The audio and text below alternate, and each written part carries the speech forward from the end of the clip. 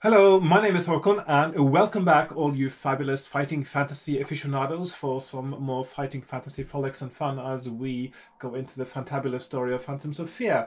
For fourth time, is it? Or fifth time? I'm not sure. Something starting with F. Anyway, this is Fighting Fantasy book number 28 in the series, and last time I got to the dungeon bit, I suppose I could say, the Demon Prince Ishtra's underground lair. Demon Prince Ishtra being, of course, the main adversary in this particular book, the evil being, the one who's going to ruin the world, and you are the only one who can stop him, basically. Yes, the usual stuff.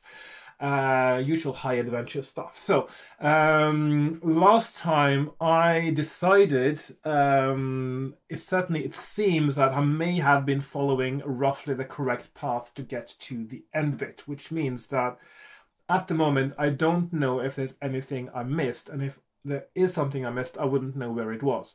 So, in conclusion, I'm going to start now from the point where you enter into Ishtra's pit. And then if I get to a point now where I realize or I notice what I've missed or something I should be looking for in the outside world, I will then have to backtrack and start earlier on in my next playthrough. But for now, I'm going to start at the point where you enter into the underground lair of Demon Prince Ishtra. So, for those of you who don't know what I'm talking about at all now, I would suggest you go back to the previous episode, or even the one before that, just to see what's happening before this point of the book. But for those of you who just want to watch this video for some reason, that's a fair choice. I'm going to do a quick recap. So, in Phantoms of Fear, you are a wood elf.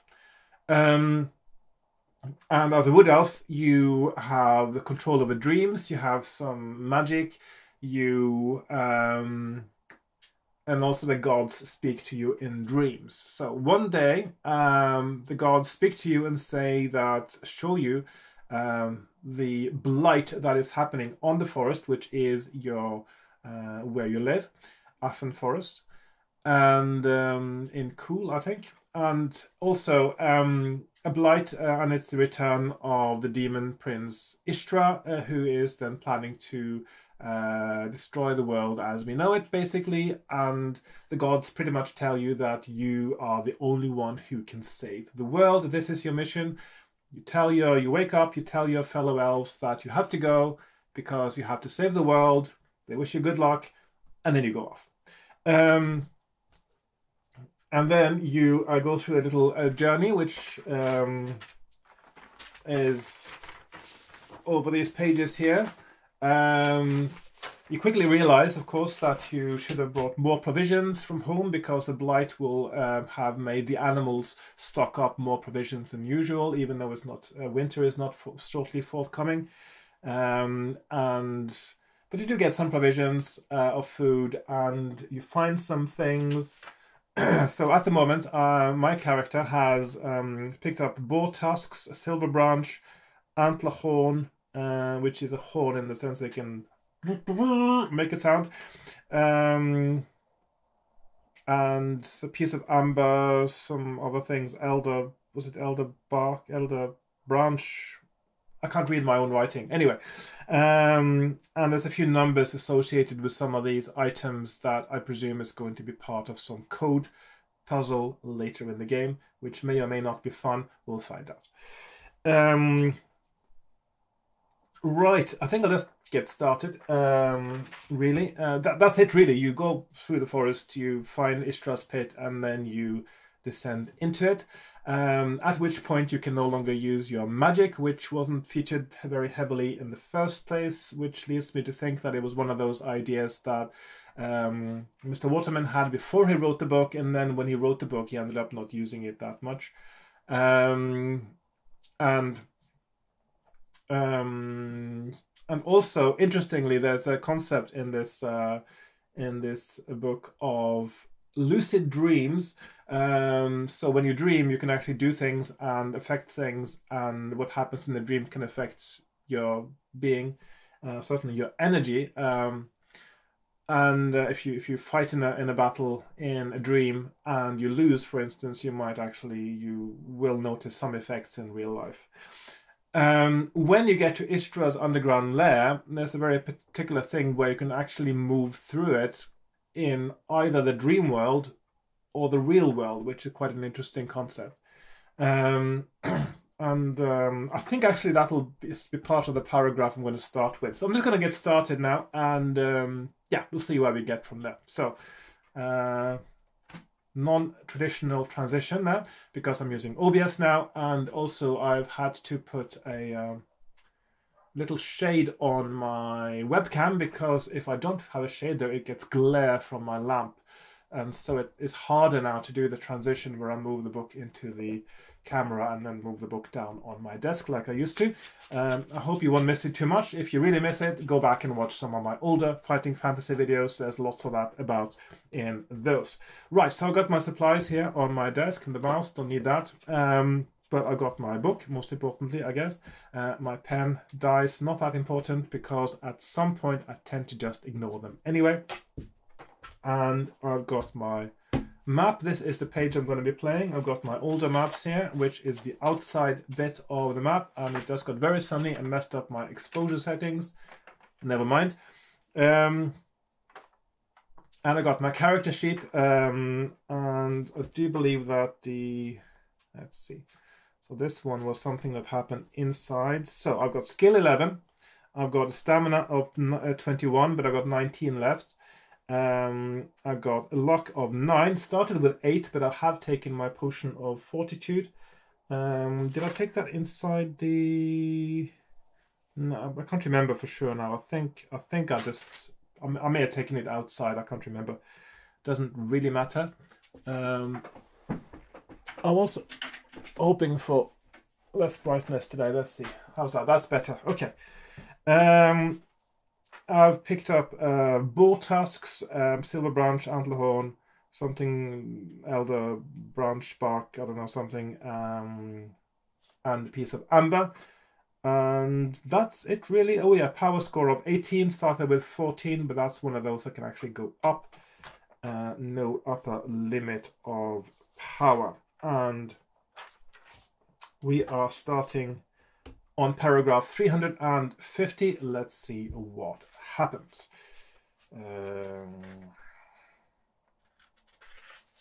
Right. As soon as you step between the pillars, your trained sixth sense picks up an important feature of Ishtra's underground domain. This is a place where the dream world and the real world overlap. You can travel through these tunnels in either world. Thus, throughout this final lap of your adventure, it even says that, doesn't it? You could try to get to Ishtra entirely in the dream world or entirely in the real world. And the way it's written there, you might think that both are possible, which would be interesting. Or you could flip from one world to the other. Most remarkably, when you travel in the dream world in Ishtra's domain, your physical body moves too. It is not like being asleep, when your body remains in the same place. It is rather that, even though you are actually walking along, your awareness is only of the dream world. You are like a sleepwalker. Apart from the different adventures the two worlds offer, it should be noted that there are advantages and disadvantages to them both.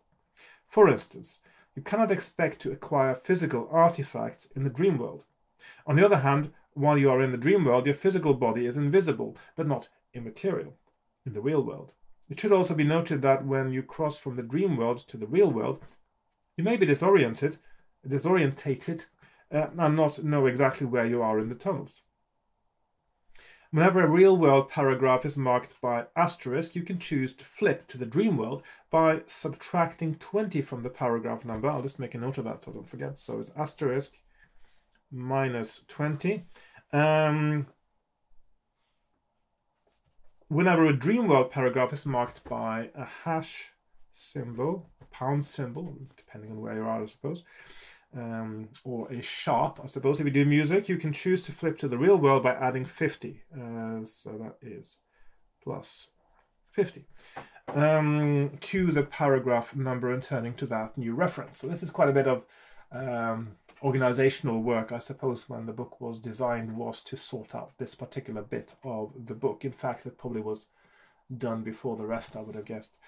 You can flip from one world to the other in this way, whatever other choices the paragraph offers. You will be offered the opportunity to flip only when it is feasible to do so. For now, you step cautiously down the tunnel ahead of you. Turn to 362. So, you come to a fork in the tunnel at the point where two passages meet yours. A large stone statue faces you, which you recognize as a cryosphinx, a ram-headed sphinx. As soon as you draw near, portcullises slam down to block off the ways onward, and the cryosphinx speaks in a stone-cold voice. The left route leads further, the right to sudden death. That's not a stone-cold voice, but yeah, you know what I mean. You know that Sphinx's words are never quite what they seem, or you take the path to your left or to your right. And actually there's a clue in this paragraph, because it says to your left or to your right. And the trick, of course, is that the Sphinx is referring to left and right from his own point of view. So that means the right leads to sudden death, and that's his right, so that means that it's the right that I have to go, because that's his left. And 151 is the correct answer. You think that the trick in the Sphinx's words is that since it is facing you, what is left from its point of view is right from yours. That's not why I chose that direction the first time, but there you go. So you approach the tunnel to your right. The portcullis rises. You step under it with bated breath and proceed down the tunnel. You are safe for the moment. Oh, by the way, the previous paragraph you could also have chosen to go into the dream world. I have done this before and that didn't seem to work. So, I mean, that seemed to be the wrong choice at the time for getting onwards. There is a tramp of marching feet up ahead, but the sound is getting fainter. You will not have to test your disguise immediately. Oh yes, you have disguised yourself as one of Ishtra's minions, by the way, just from someone you killed just outside the entrance. So you're dressed like a dark elf for the occasion. The tunnel ends at a large well-lit cavern. There are several other tunnels leading off the cavern. While you wait and watch, a company of orcs emerges from one tunnel, crosses the cavern and goes down another tunnel. You watch for 10 more minutes and 2 more patrols pass through the cavern. And that's a lot of times to use the word cavern in one paragraph. There is a large pile of ancient bones close to one wall of the cavern, even more cavern there. So that's cavern, 1, 2, 3, 4, 5 caverns, 5 cavern mentions in one paragraph. Yeah, it's a bit much. Yeah, that's my my text editing hat on there. I would have thought that was I would have avoided that if I was the one writing it. So ancient bones, will you go over to them or carry on watching? So I'm going to go over to them because that seems to be the correct thing to do. In my previous playthrough, that seems to be the one that you are meant to do. So at the moment, I don't need luck points, but I will get one here. So once you are fairly well hidden behind the bones, you start to wonder what they're doing here. They are too old to be the refuse of the tunnel's present occupants. You see cloven skulls and other signs that these people did not die peacefully in their sleep. You also see that the skeletons are mainly human. And that's the order of information there is a bit strange because it says people first and then it says human afterwards. So you should have seen first that the skeletons are mainly human, and then you would have seen signs that the people did not die peacefully in that order. But yeah, there you go. It dawns on you that these must be the remains of a force that fought against the legions of evil in the Great War which ravaged Kul centuries ago, which is when Ishtra was out and about last time, probably. In the past, these tunnels have seen bloody combat. It heartens you that these underground warrens were once home to such heroes, although they don't seem very heroic at the moment. Maybe there are traces of good left in this nest of evil. It could be worth your while to explore a bit. Add 1 luck point and turn to 84. So, didn't need a luck point, but it seems like the paragraph is the one that is part of the correct path. Asterisk here, so I can move to the dream world if I want. You cannot stay here forever. You can easily find a time when the cavern is empty of patrols to enter one of the other tunnels, but which one? There are 4 to choose between, not counting the one you have recently come from, and by now you have seen patrols either emerging from or entering all 4 tunnels. While you are pondering the matter, 2 patrols emerge from 2 of the tunnels and go down the other 2. You reckon that the tunnels they have just come from are now likely to be more clear. Will you take the northern tunnel or the western one? Last time I stayed in the real world and I took the northern tunnel. What happened on 309? I just can't remember how the game ended. Hang on.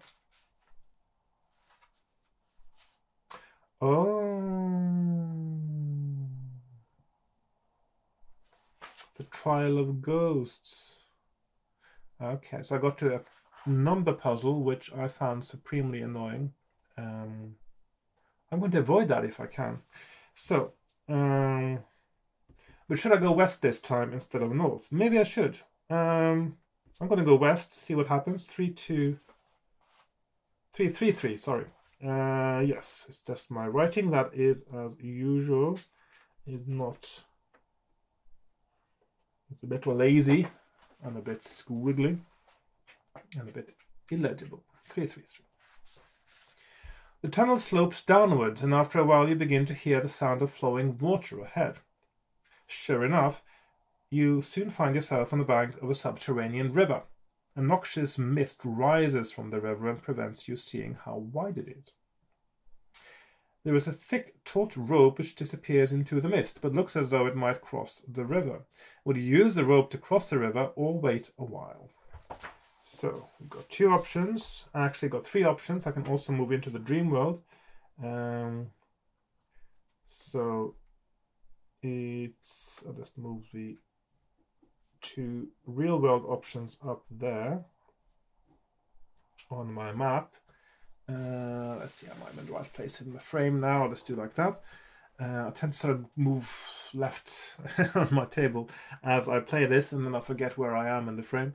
So it's 26 rope, 345.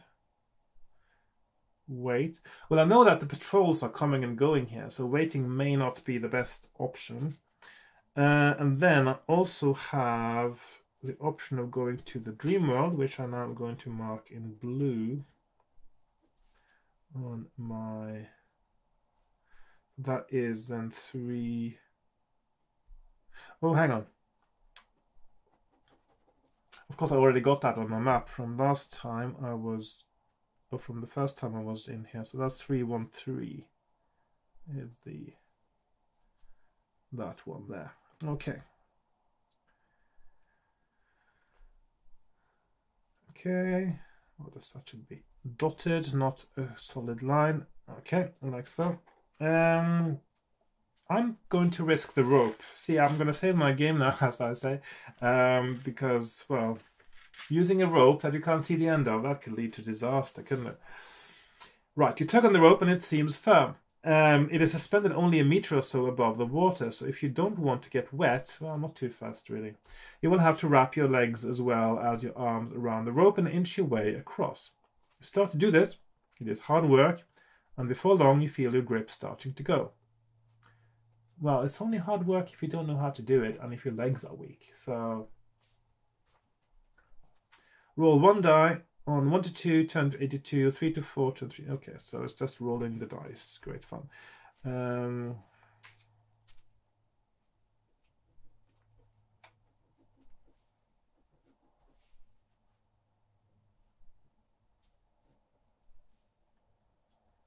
So it's 1 to 2, 3 to 4, 5 to 6, 82. 312 and 353. One die, we roll a 2 and go to paragraph 82.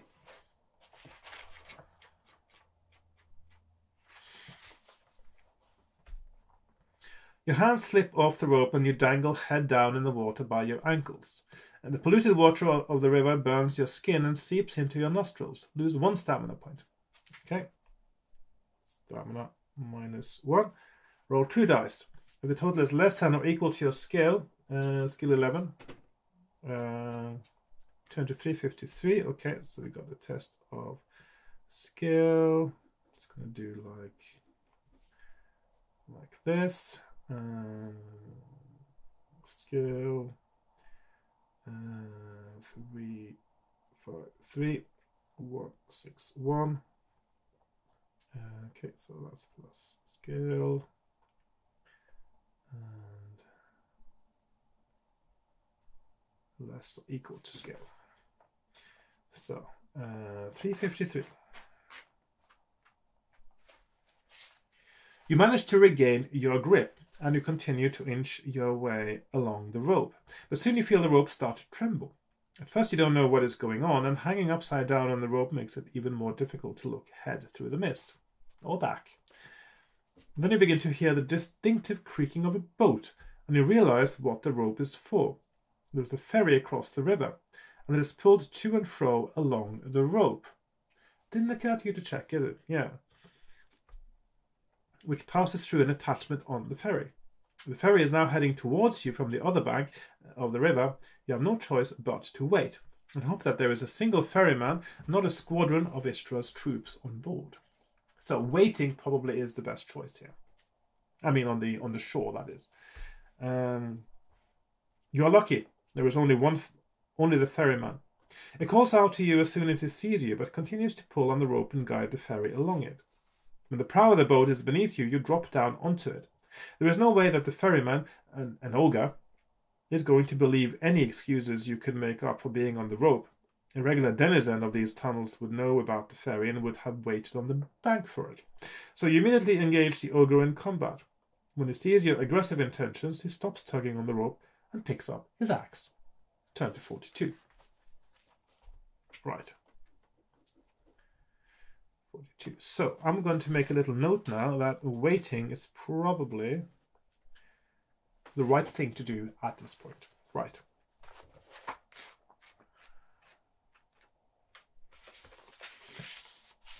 Well, he looks quite big. If during this combat the ogre ever rolls a double 6 against you, he has succeeded in knocking you off the boat. Oh, like that. Turn to 161. Otherwise, resolve the combat as normal. Right, so we have... And I noticed that 161, which is the paragraph you get to if you get knocked off the boat by the ogre, is the same as if you failed your skill test in the previous paragraph. So you fall into the water and nasty stuff happens. Right, so it's an 8-10 ogre.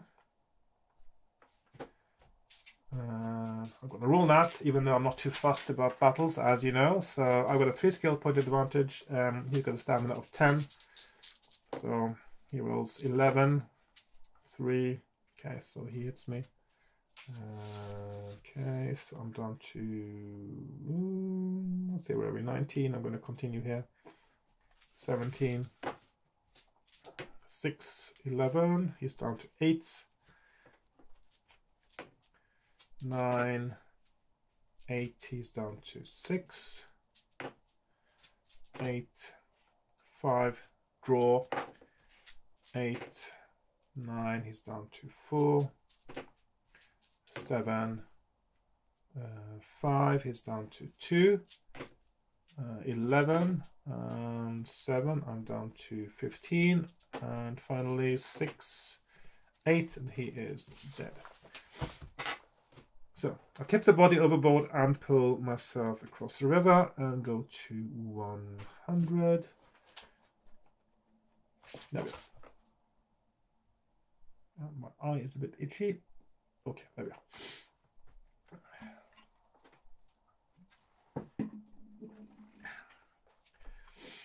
And this I've got an asterisk here. No, so we can go to the dream world as well if you want to. On the other side of the river, the tunnel continues west for a while and is then joined by another which heads north. Dank moisture from the nearby river drips from the roof and down the walls, and the ground is pitted and puddled.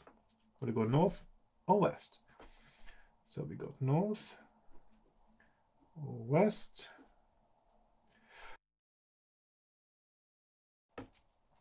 Or Dream World 80, which we didn't have already. No, we don't have paragraph 80 anywhere before. So 317.130. Is this a good time to go back to the dream world, perhaps? I think it might be. I'm getting a bit sniffly because it's quite a damp day here now. Even though the sun was shining, it's generally quite damp. So, right.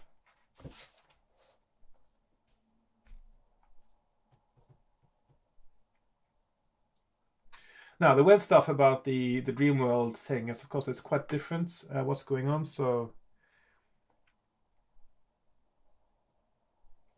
and sometimes it's a bit incongruous. For instance, because it might reference something that happened on the previous paragraph. And this is where this system doesn't really work so well, because it's like the dream thing and the non-dream thing have been written separately, and then just the merging points have been disconnected, where it seems to fit the map. So what it says here on 80 is, it says, you would definitely rather not be here at all. Your surroundings seem normal enough, but that only increases the terror you feel. And this is just so incongruous with what happened just before in the real world. And the same thing happened last time when I was going into the dream world as well. It just doesn't feel... I mean, I know that a dream world and the real world should be... I mean, there's some disconnection, but there should also be some kind of common relationship between the two that makes you feel as if it's a dream version almost of sort of a warped dream version of the real world. So, yeah. It is as if you are walking along a forest track, knowing that you are entering the jaws of death, or worse, about to commit some horrendous crime yourself. See, that doesn't make any sense. But are unable to stop yourself. Whatever lies waiting for you up ahead, you are sure that it will take great power to overcome it. Turn to 338. So, and this is also got a hash on it, which means that I could actually now go to 130 again and go back to the real world.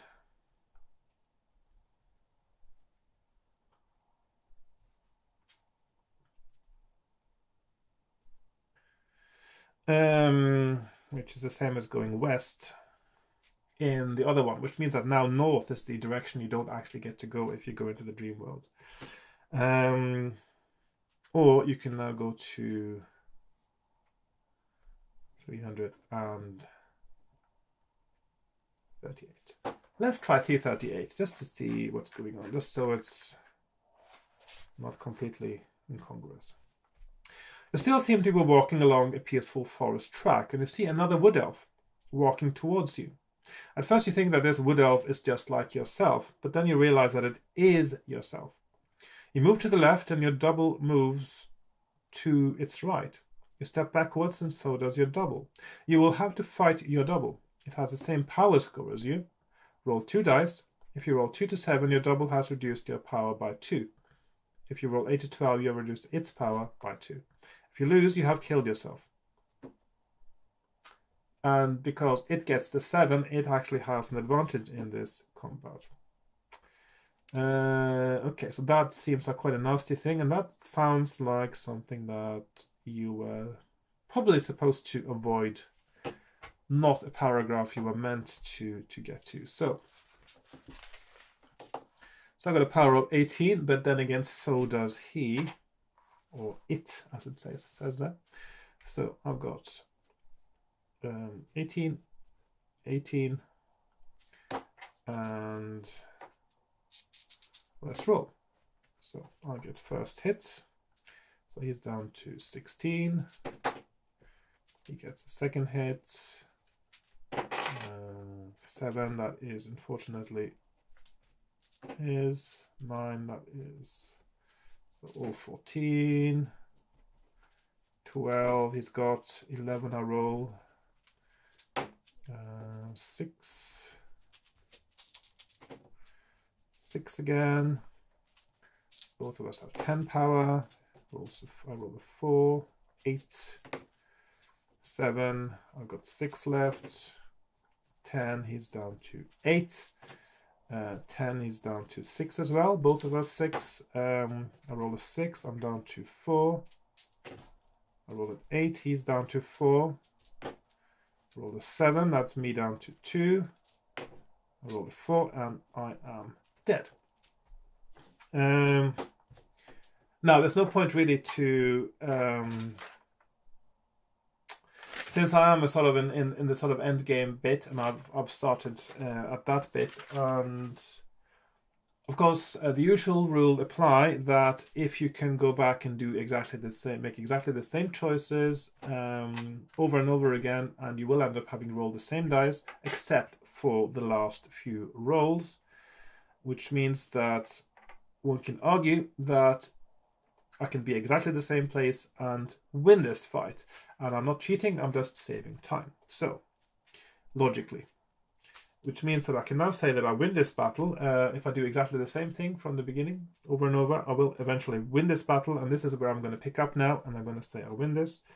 And go to 286. Just to see where it leads me further. But because it's probably a wrong choice to get here, it might not be a great place. We'll see. Because of the nature of this extraordinary and spooky battle, you may restore only half of your lost power points. And let's say I lost maybe all but 4 points. So I think that's a reasonable thing to do if I have really decent rolling. So 18. Do you restore the ones that you lost or the ones that you... Oh, you lost, it says. It does say lost. So yeah, so 7. So I'll have 11 power points in that case. Okay.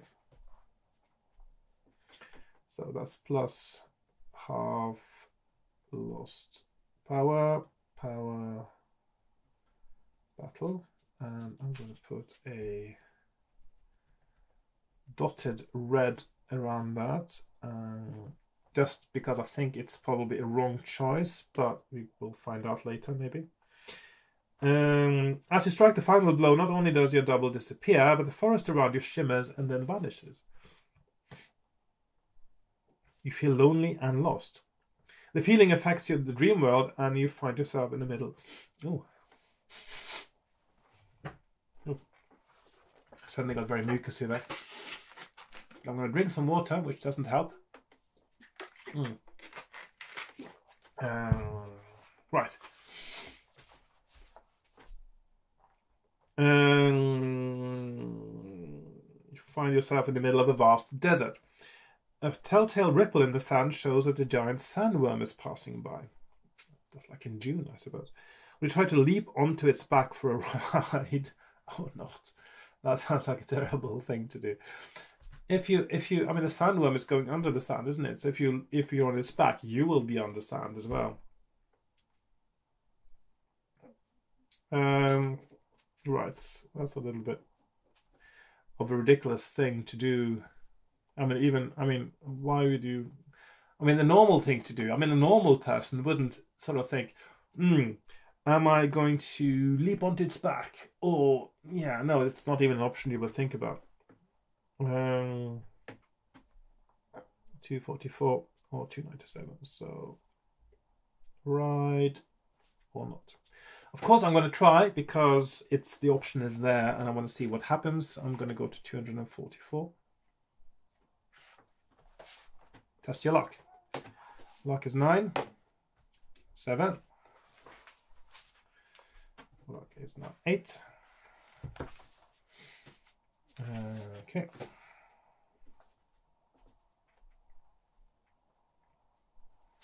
So that's a luck test. Let's see, I'm still in the dream world here.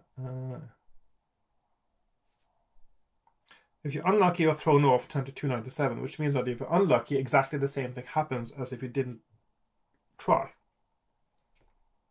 Yeah. So if you're lucky, you manage to get a grip on the monster just as it rears from the sand. I suppose you would have to fight it if you didn't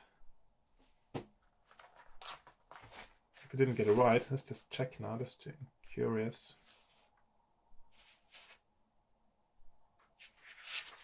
No, not really. So that's just a strange thing, really. But yeah, 134. I'm getting a ride on the sandworm, which may or may not be a good thing. Let's find out. The creature speeds off. You cannot tell what direction it takes, since there is no sun in this dream world. After some time, an hour, a year, you sense that the beast is about to dive under the sand. Will it remain on its back or jump off before it dives? Sounds like a good idea to jump off, I think. Okay. Okay, 147, jump, or 391, stay. I'm going to jump off. But also here we have the option of going back to the real world. And 197. Okay. Is this a good place to go back to the real world? I think it might be. Oh, not 197. I'm just writing the wrong number. 184 is the one I'm... 184. Big difference. I'm going to go back to the real world to 184.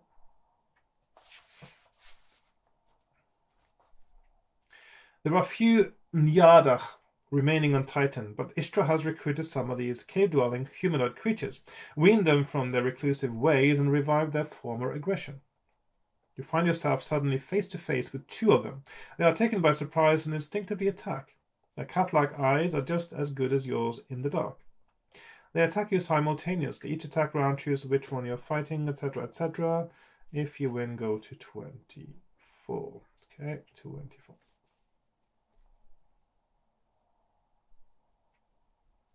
Okay. I think I'm at the point now where I'm not too bothered about the rolling, so I'm going to move the dice out of the way and just say that I'm going to win this one, because the most boring kind of combat is one like this. You're quite likely to win because the skill difference is so great and you're fighting two, which means you roll a lot and it's not really fun. And I could play it over and over until I won anyway, so it's really not important to do the actual rolling. So you walk east up the gloomy tunnel until it meets another, which is better lit by more torches in the walls. The new tunnel runs north and south, but you estimate that south would take you back to the Cave of Bones, near the entrance to Ishtra's underground kingdom, so you turn north. Some way further on you pass a stout wooden door on your right. You listen, but can hear no noises from beyond the door. Will you carry on north, or find out what is beyond the door? Somebody likes writing beyond the door, so much they actually wrote it twice. Right, so 274.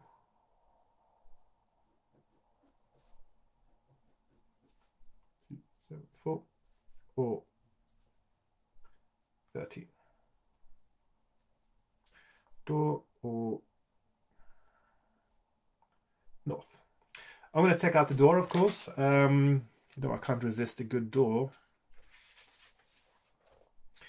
You peek through the keyhole, but see nothing except the corner of a table in the room beyond. Why would you even need a keyhole? You look down the side of the door. It does not seem to be locked. You try to barge the door down or creep quietly in. Right, tough choice.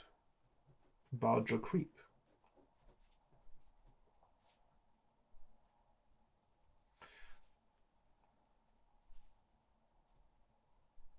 Barge.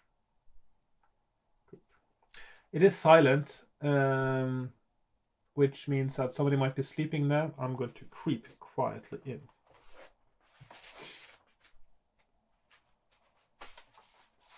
Test your luck.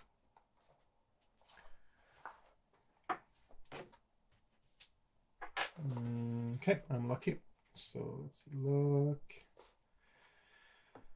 If you're lucky, the hinges do not squeak and you're able to get in without disturbing the room's occupants. Usually hinges squeaking has nothing to do with luck, does it? It's about how well oiled they are. 2189. Okay. 189. That's lucky. If you are unlucky, the hinges make the most abominable noise, turn to 14. So that's not how squeaking hinges work, but, well, there you go. Unlucky. Okay, 189. Your sudden appearance surprises the two orcs who were carelessly using their guardroom to catch up on lost sleep. You strike one dead before he has fully woken up and turn to face the other. So I was right, somebody was sleeping there. Orc guard skill 7, stamina 6, 7, 6. For the first attack round, only the orc has skill 6 because he is still groggy from his nap. If you win, turn to 92. Okay, so I'm going to 92. Again, I'm not going to be bothered doing this one because it is one of those that can get a bit boring. You look around the room. There is not much of interest. Weapons are stacked in one corner and hanging on the walls, but there are none which look any better than your own. I wouldn't have thought so. Apart from the weapons, the room is almost bare. The orcs were sleeping on chairs against a table. The table has only a wooden bowl on it. The racks of weapons are numbered in good military fashion. And even the bowl has a number 9 burned into it. I know some of these, I mean, there are things that are numbered now that may or may not have significance, and some of them probably are red herrings, but I'm going to pick up the number 9. So I'm going to, let's see, bowl number 9. As you are leaving, you see a key hanging behind the door. Okay. You can take this too if you want. Will you lock the door behind you or quickly make your way north? So, okay, so I can now go there or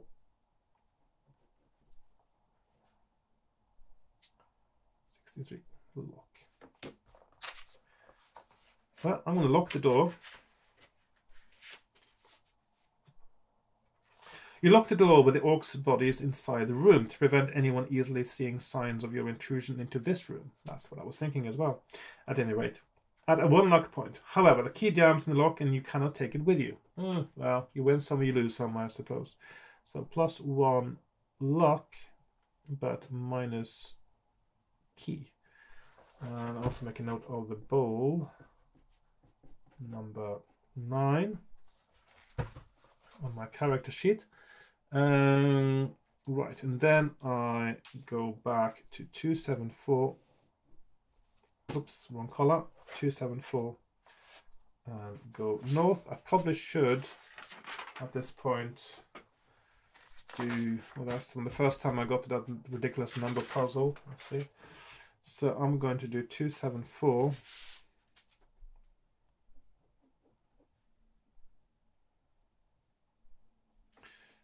For going north, this is map number 5, FF28.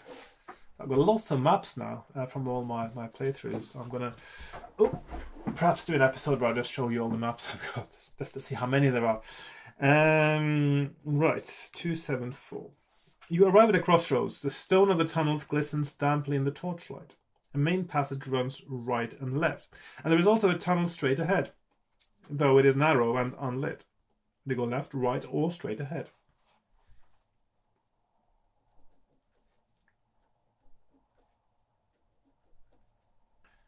Right, so we have left is 288, left, right 112, right, and then we have 143, straight. So I'm going to go straight ahead, I think, see what happens there, 143. The tunnel narrows considerably the further along it you go, and it is hard to keep your balance in the dark on the rough, unfinished floor. If you are carrying a two-handed axe, turn to 16, otherwise turn to 381. So we have 2 options.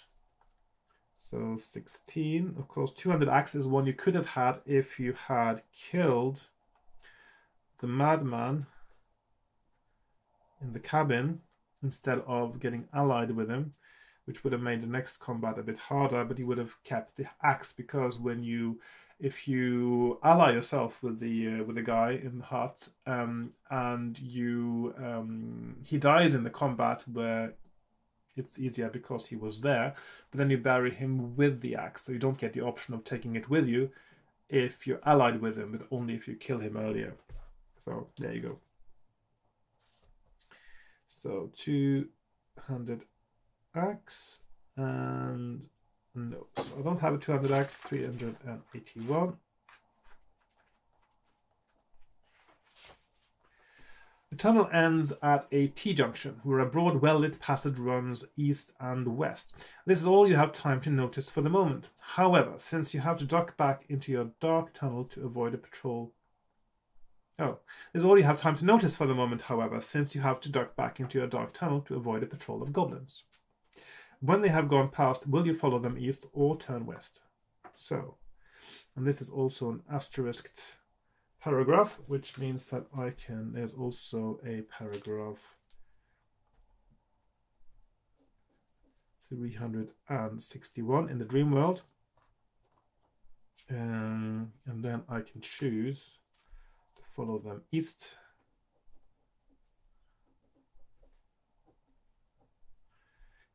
And 204, 204, or turn west. 3, 4, 8, west, or follow east. I'm going to follow them east, I think, because that sounds more exciting.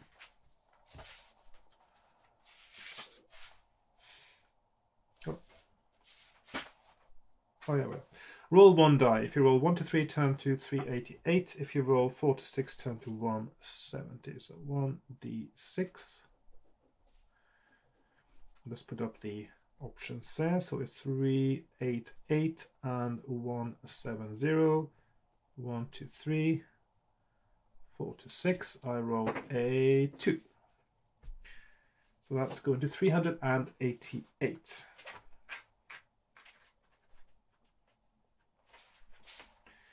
You walk boldly down the well-lit passage. Also got an asterisk there, 388. Trying to look as if you belonged here. You pass a narrow, dark tunnel on your right, but you think that this main passage must be leading somewhere important, so you carry on down it. You meet a couple of troglodytes, but have no difficulty in bluffing your way past these pea-brains. After some time, the passage ends at a junction, where you could turn right or left. So we've got...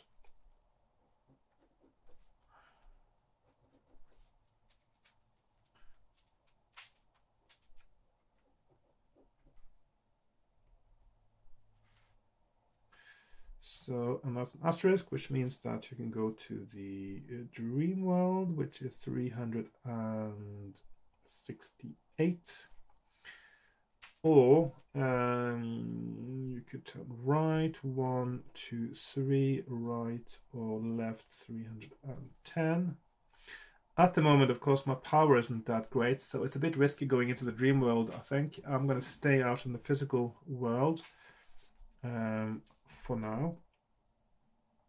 And I'm going to turn right, left, right, left, right, left, left, right, right, right.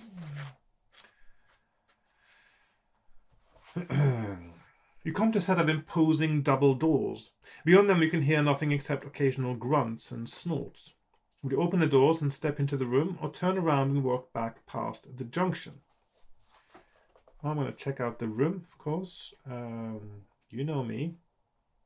So we can go back like so, or you can check out the room 176 doors.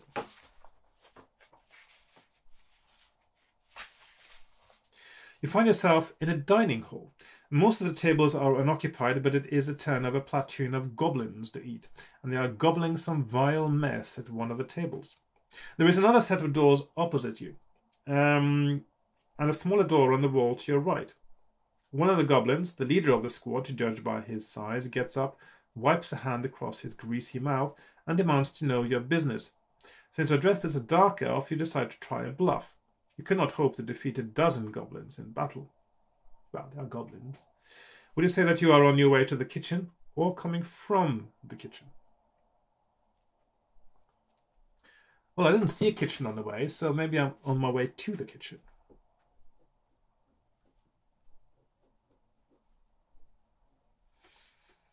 Let's see, 2, 9, 9, 30. So from or to. I'm going to the kitchen, I'm going to say.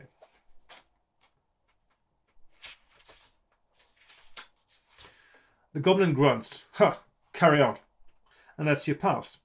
Will you head for the door on your right or the one straight ahead? This is where, of course, it gets a little bit tricky because now I have to pick the right door or the bluff will be called and I will die. So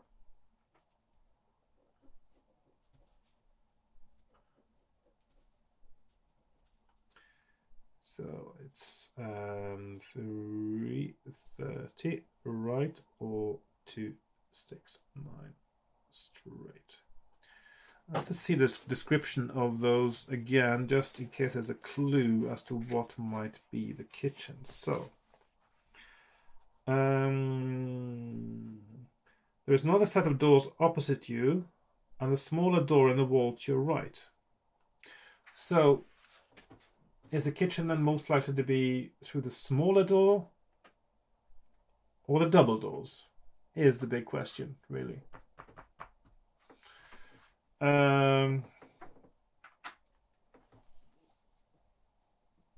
I'm thinking that the double doors might lead into another corridor, just like the one I came from, and then the small door is the one that actually leads to the kitchen. I'm going to go with that. So I'm going to guess it's a smaller door. So that is the one on the right. So 330. Yeah, well, no, that wasn't it. This is not the way to the kitchen. Okay. So that is... This is not the way to the kitchen, so your bluff is exposed. The goblins make short work of you and then return to their meal with an extra item on the menu. Oh, yummy. They would have been probably would have been a bit shocked when they sort of realized that they were eating wood elf instead of dark elf, or they would have thought, "Oh, this dark elf tastes a little bit gamey." Right. So, how long have I recorded for? Almost an hour. I think that's actually. I was thinking that if I died a little bit early in this one, that I might go and start over again, but in this case 1 hour, I think that's acceptable. So I mean, YouTube videos used to be maximum 10 minutes, for crying out loud. Right, so I think that is it for now, and that was actually quite interesting. It looks like there's quite a lot going on in this underground section. At the moment, I'm not sure how big the outside bit really is. It might actually just be less than half of the game, for all I know. There's still a lot to explore in this underground bit. So I know a few things now that there's certainly one thing that I don't want to do again. Otherwise, I definitely managed to get much further in the underground lair than I did last time, which is interesting in itself. So yeah. So it'll be interesting to see what happens next time. I know a few things to avoid. I'll probably make a note of... I didn't make a note of it. I mean, it does sound like that battle where you have to fight yourself against the odds is quite possibly one that you're not meant to do. If it is something that you have to do, then that means that the correct path through is going to be a lot harder, because all the other probabilities of getting through the book successfully are going to be more than halved. So it's, yeah, so that's quite harsh in terms of a sort of a penalty for doing that if it is a correct choice. So But then again, there are lots of these books don't really play that fair with the probabilities of getting through at all. So it's hard to tell. But I think I can't remember now. I think the other ones by Mr. Waterman aren't that unfair. So I'm guessing maybe there's a chance that that is the wrong choice. So we'll see. But it sounds like I'm on the right track still. But of course, then there may have been something that I missed, something I need to pick up, some clues, some item. I don't know. The numbered bowl doesn't sound like something I should be concerned with. I don't think that's an item that is going to be significant in the end game. I can't really see how that could be some kind of sacred item that might help me defeat a demon. But, well, you never know. It might end up in strange places. Anyway. That's it for now, and I'll see you next time. So if you enjoyed this, as usual, please like, share, comment, subscribe, join me on Patreon, buy me a coffee. If you want to support my creative work just generally, you can buy some music on Bandcamp, you can buy my artwork on pixels.com, links in the description, of course, and I will see you next time. So thank you. Oh, and yes, also, if you want to support my work as well, hang on, you can also buy my book, Amoretti, Edmund Spencer's Sonnets in Modernized English, if you're into that sort of thing. There's a video about that. I might put a link to it this side, yes, up here somewhere, if you're interested in poetry, and Elizabethan poetry in particular. And yeah, I'll see you next time. So goodbye for now.